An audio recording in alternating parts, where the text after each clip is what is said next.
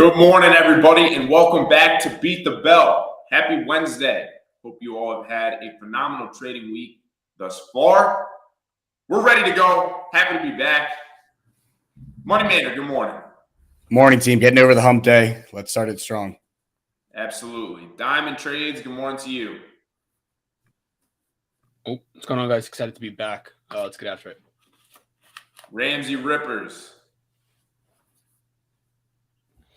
Morning. And Stock Snipa.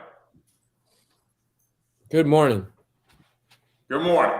All right, let's dive straight into Fed forecast and economic calendar with Diamond and Money Mander.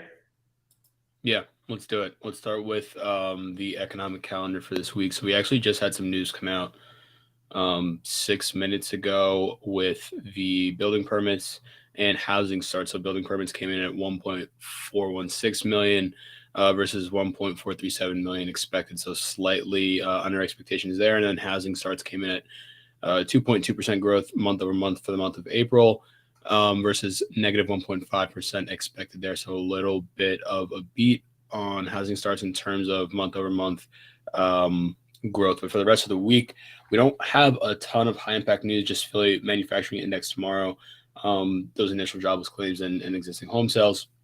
But we do have several Fed speakers this week. We've already had quite a few Monday through Tuesday. I don't believe that we have any today. You definitely would want to double check on that.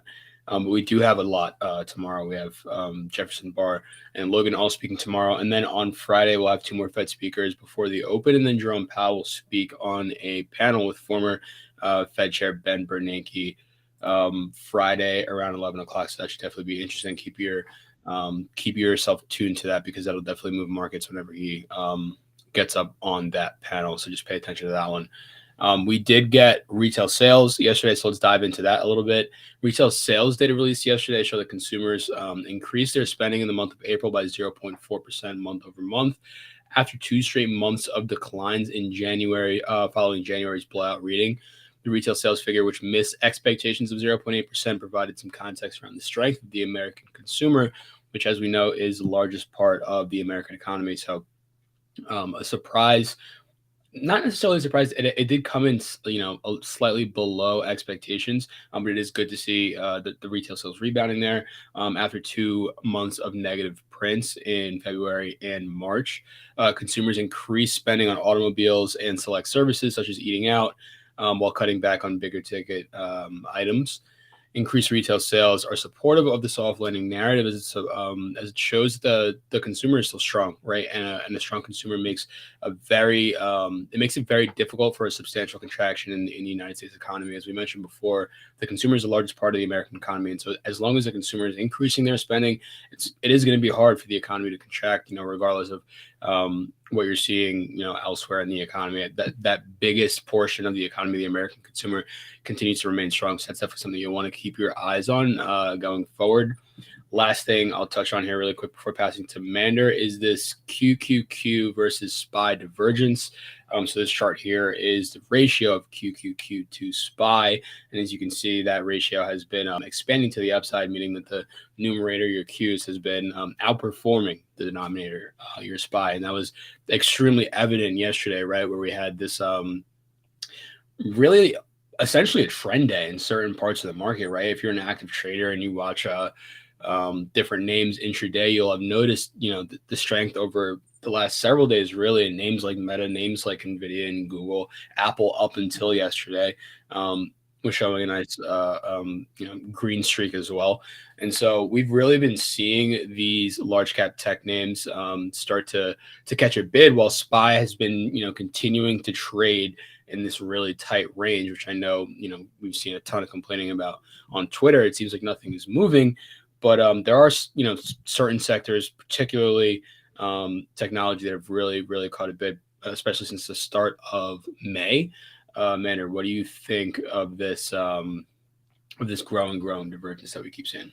Yeah, I'm going to run right with your point off the divergence here between tech and the rest of the markets. The one thing I wanted to say that was on the tail of retail sales, we just saw a resilient consumer definitely makes a resilient economy and recession prone. It also is going to make inflation extremely, extremely sticky, as we're seeing. And so I'll cover that more on Friday, but I want to talk here really the top 10 holdings in the S&P I just saw this yesterday, have contributed for 86% of the year-to-date returns on the S&P 500, which is the highest concentration ever on record. And so clearly the crowded trade right now has been and still is kind of in mega tech here, which has been on an absolute tear. And if it isn't broke, don't fix it. So I'm not going to be the one to jump in front of tech and start calling top and shorting, because a lot of people have got margin call doing that so far this year. But I wanted to show you what's interesting under the hood. On top of the QQQ and SPY divergence, we also have a vast divergence here between QQQ and TLT. And so it's kind of showing that at the extent that we're at on QQQ, it's rather unjustified, because fundamentally tech should do well as yields fall. And so you would expect tech in QQQ and TLT to move rather linearly, as you can see they have in the past. But we have this massive jaws of divergence here really from the start of the year.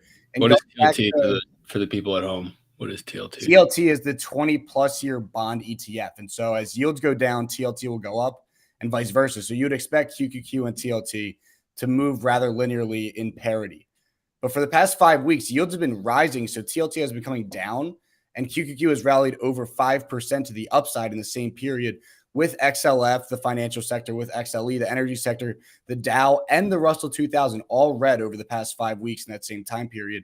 So it kind of shows there isn't much risk on appetite anywhere else in the market besides these 10 stocks at the top. And so I think, while it's been very fun while it's lasted, we've traded a lot of upside in all of these names. Like, you're not going to build a skyscraper on a weak foundation of 10 stocks here. So I don't know how long it lasts. I'm not going to be the one to call top here. But, a smart person told me way back when, as the banks go, so too will the rest of the markets. The banks are looking like they want to take out year-to-date lows so far. So we'll see how the rest of tech does with that. Yeah, I agree. I think it also leads to this environment, right, where you get this sort of sideways action. Like you were saying, you have weakness in energy and financials. You have a ridiculous amount of strength, not even necessarily in all of tech, but particularly, these 10 names that everyone seems to be running to as a flight to safety, which I don't even like putting those in the same sentence. Mega cap tech and flight to safety, it makes zero sense. But it will have this effect on SPY, which has a healthy balance of each, energy, financials, and technology. It'll have this effect where it seems like SPY really is doing nothing, and I think you can make the mistake of thinking that there's broader market strength, right, by looking at some of the sectors or the subsectors that have really taken control here in the last several weeks, when really that isn't the case. I mean, what is RSP, the equal weight S&P year to date? I want to say it's essentially flat. Just about flat. I think it's actually red on the year. It is red on the year. So I mean, it's a tough situation where it's almost like those names are sort of masking what's going on beneath the surface. And we've even actually seen this intraday, I think, is a really good point. We talked about this yesterday. Intraday, while the markets were ripping, you have QQQ just vertical. You have names like Meta and Google up 2%.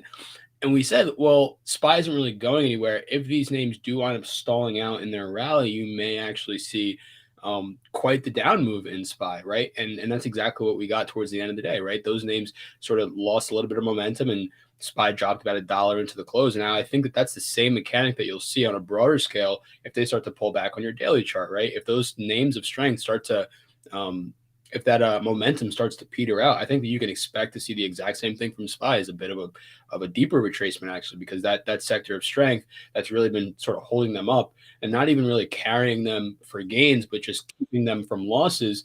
If that stops going up, I think that you have a situation where you can get a pretty decent pullback in SPY. So that's just something we'll pay attention to going forward. And that'll wrap it up for us here at Fed Forecast. Back to you. Awesome. Thank you, fellas.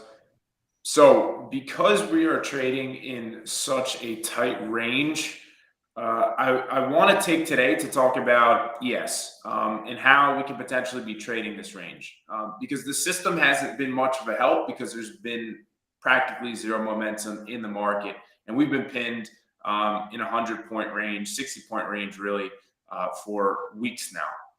So here is the current landscape and what I am looking at. So yesterday, we undercut this 41.23 previous low. You can see this 41.24 level here.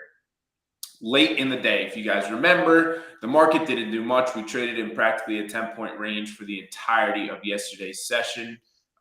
Here you can see that range, and it was really, really slow and grueling trading conditions. And then finally, we got a dump into the close. But as I was watching this, I noticed that we undercut this low and we quickly reclaimed. Then in the evening session, we came back to test this 41.24, and we started to push higher, moving back up the levels. 41.29 was a big level of support that I was watching yesterday. And on the reclaim of this level, to me, this looked to be what is a false breakdown setup, where we break below the previous low and things look nasty. But really what it is a trap for shorts and an opportunity for us to get long as we start to move back up.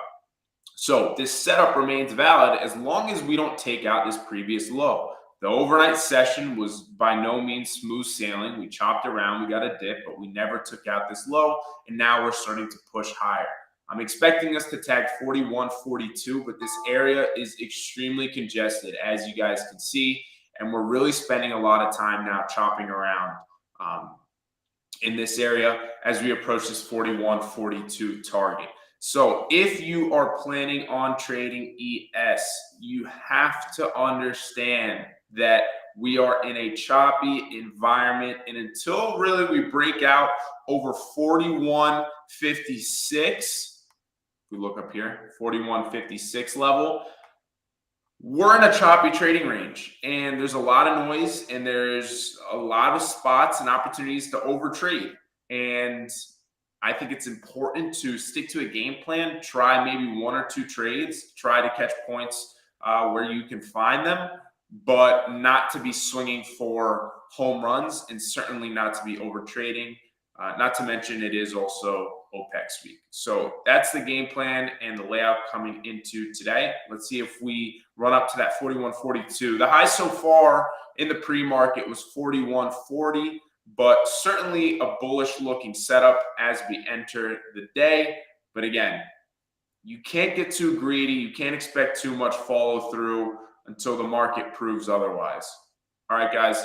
So that's what we got with ES today. Now I'm going to pass it to Ramsay Rippers for Bet the Bell. For the system, I'm going to pass it over now to Ramsay Rippers for Bet the Bell. Good morning. Good morning, guys. All right, roll the tape. Let's see the stats. And then there were 4. Let's go.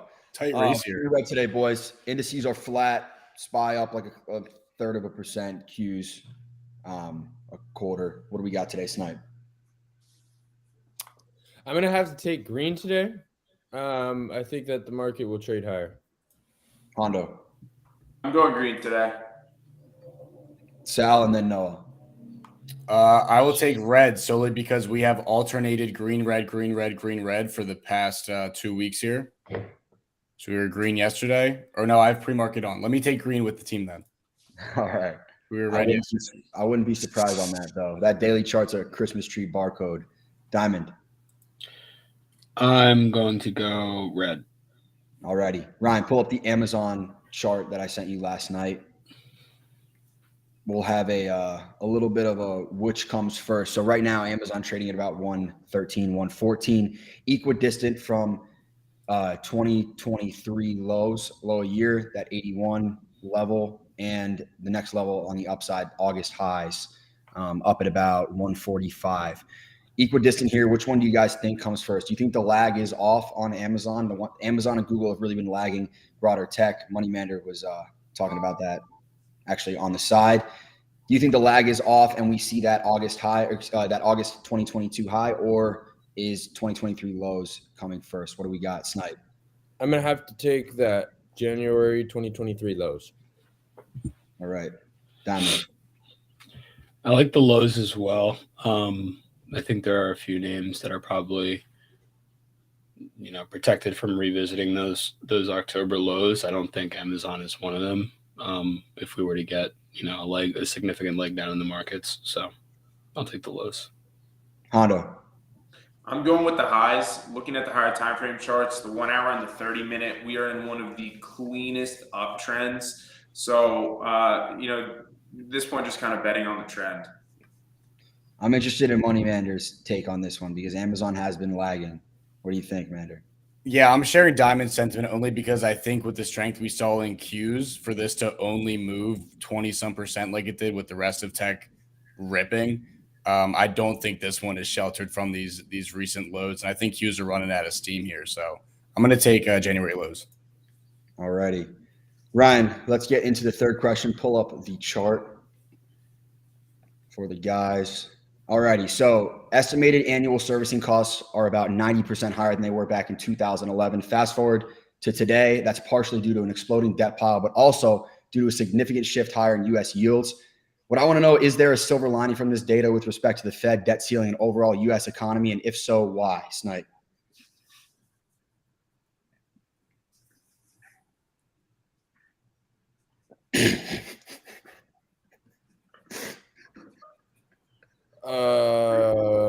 I'm just joking. I'm joking. We're messing with you, brother.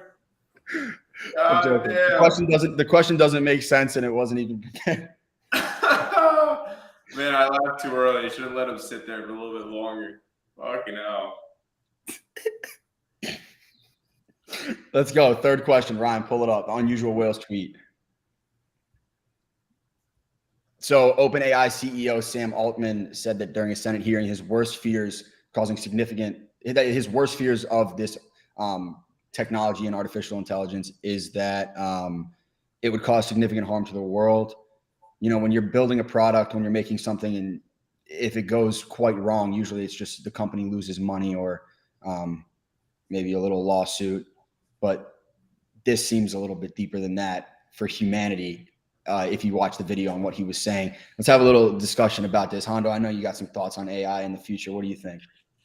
I mean, I think it is pretty scary. The fear is that these AI bots, whatever, they're going to start communicating with each other. And I don't know, man. It's a very, very scary thought. I think obviously it has its benefits in general. If you had to ask me, are we better off with or without it? I would definitely say without. It scares me. Yeah. And the pace, last thing I'll say, the pace at which this technology is getting smarter and smarter is exponential. So this, to me, the concerns, it's not even like a 10 to 15 year thing. Like this could be something that becomes very real within the next 5 years. Mm-hmm. Snipe, when does AI take over?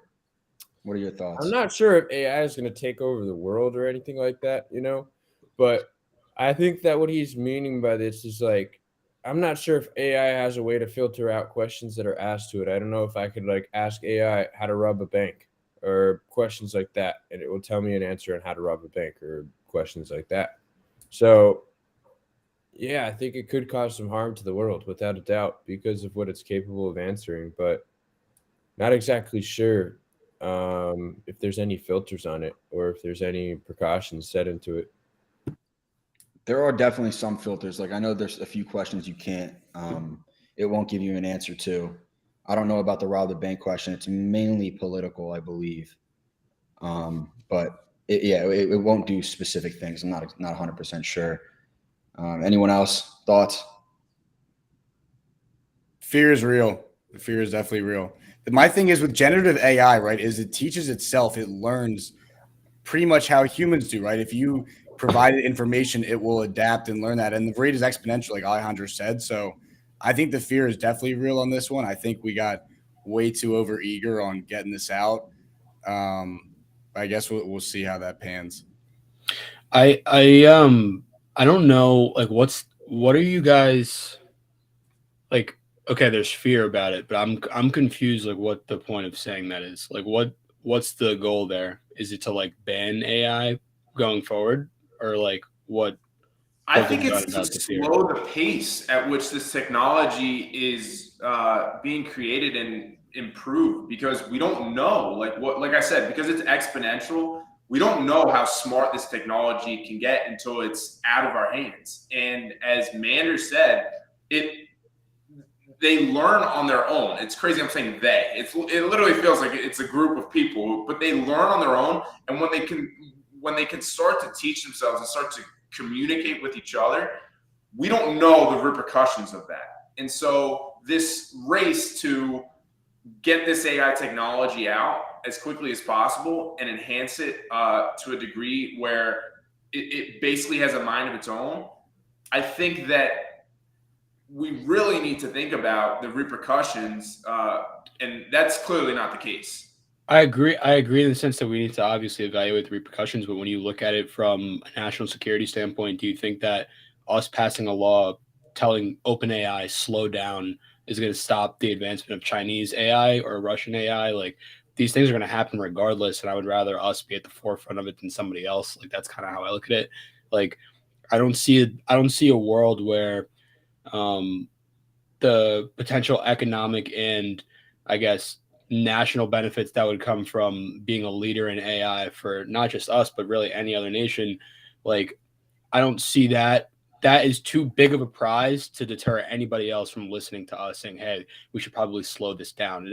I don't see somebody else listening to the rules that we create and around AI and trying to police this basically brand new system. I mean, it feels the same with crypto, right? Like, no one, we can say what we want about how good or bad crypto is, but I think at the same time, people in other nations and other actors are going to continue to advance at whatever pace they want, right? Because again, it's beneficial for them in terms of economics and in terms of their own national security. So I just don't see a world where, us telling Sam Altman pump the brakes benefits anybody. That's just how I look at it. I can agree with that. Fair. That's part of the scary part, that obviously, you can't slow things down. It's the inevitable, but it's the unknown, and we're quickly approaching that point. So who knows? All righty. That's going to do it for us here. I'll pass it back to you, Hondo. All right. We're going to go to trade of the week with Money Mander. It's time for America's Trade of the Week. Now, here's a guy who knows how to trade stocks. All right, early trade of the week. Hopefully we have something beat this by the end of the week. So I took a stab on downside on XOM here. If you looked at the retail sales numbers yesterday, which being the nerd I am, I did, the biggest decline in month-over-month retail sales came at gas stations. And so looking at the daily chart on XLE, it's been absolutely disgusting. Rejected, had a little bear flag back up to some resistance, back coming down. And so I was watching XOM for a break of this 105 level at base stat for the past 3 days. Opened under it, ran up, retested right under 105 at the open. And so I stabbed short. I took the 103 puts here on XOM at 75 cents. Trimmed some out at $1.30, still in runners. And they went over 100% on a Tuesday for Friday expiration. So we'll see how low this thing goes. All right, beautiful. Appreciate it, Mander. We're approaching 41-42 here. Hopefully on ES. Hopefully I get filled while we're live. But that's gonna do it for Beat the Bell this morning, guys. Appreciate everybody that tuned in. If you are watching on the YouTube, do us a big favor, like and subscribe. We'll be trading live all day in the Kane Capital Discord. You can go to kane-capital.com. Other than that, we will see you guys on Friday morning at 8:30 a.m. Eastern Time. Have an awesome trading day, everybody.